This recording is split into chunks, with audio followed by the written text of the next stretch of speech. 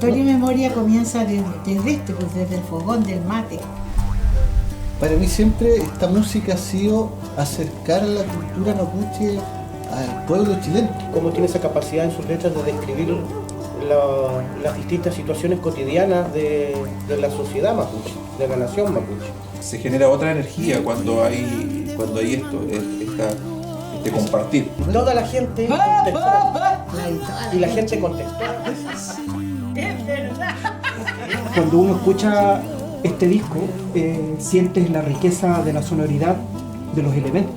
Está todo, ¿no es cierto? Está el agua, está el fuego, quistral, está el viento, roof, y está la mapu. Están todos los elementos. Y agradecer también a la Damián, al Peña. Y le doy gracias a Chao una y otra vez por este talento. Además, nada más soy el puente creativo de mi antepasado.